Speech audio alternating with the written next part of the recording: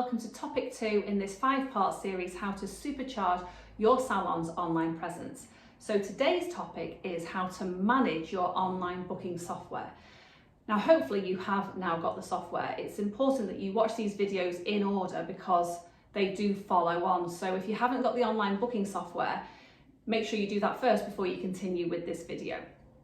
Okay, so now hopefully you have the software to operate an online booking system, but once you have it, you need to know how to operate it or how to best maximize it so that your customers can use it perfectly well. So one of the most important things I've found over the years with having online booking systems is that when the customers click the link that's on your website or your Instagram page or whatever, what they see next obviously is really important.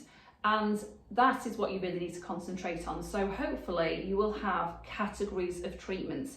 So it might say something like hair colour, hair cut and finish if you do hair, or men's hair. If you're doing beauty, it might say body waxing or face waxing, laser hair removal, nails, manicures, pedicures. So what I'm getting at is that the categories need to be really understandable by your clients.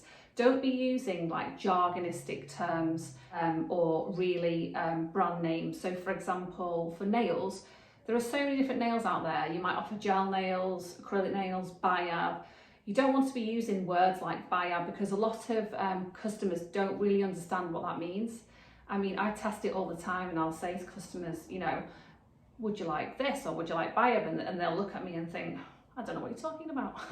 Because as owners and therapists, we understand what all these terms mean, but actually the reality is that most of your customers don't understand it at all. So you need to set up your online bookings and your categories so that they're really, really understandable so that people with zero knowledge could work out what they wanted to book or they've got some kind of idea.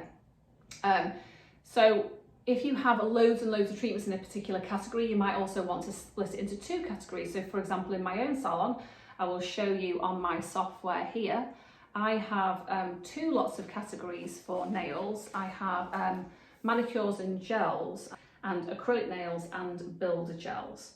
I also have pedicures, lashes, brows, and then further down, it gets a bit more complicated, but I use fat removal and body contouring. I don't use terminology like cryolipolysis because it's a jargonistic term. So you might have really expensive brand equipment such as cool sculpting or 3D lipo, but a lot of the time your clients won't really know those terms. You may think they do, and the people that sell those machines to you will lead you to believe that they are a huge name, and they may be a huge name in the beauty industry. They may be a huge name to salon owners, but they're not necessarily a huge name to your customers. So you've got to start thinking like your customer. And the best advice I can give you is once you have it set up is hand the iPad over to one of your best customers and say, right, here we go, have a go at this. Please try and book your next appointment online and let's see how you get on. Is it easy for you to follow? Does it all make sense? Is the process understandable? So the best advice is to test it yourself, get your friends to test it, get your customers to test it, make it easy to use, easy to understand, and wherever you can add a description as well actually. When you click through, so if you're clicking on, for example, manicure and gel nails, and you click through that category to have gel nails, and you click on that, make sure you've got a bit of a description if you feel like you need one, so to explain what exactly that is. So it might just be a really quick description of, we will prepare your nails, soften your cuticles, push them back, file your nails, and you'll get to choose one of our 100 colours of gels. So that's quite straightforward, but for more complicated treatments, it's a bit more necessary to have the actual description. So I hope that topic has helped you today, and I look forward to seeing you next time for topic 3. See you then.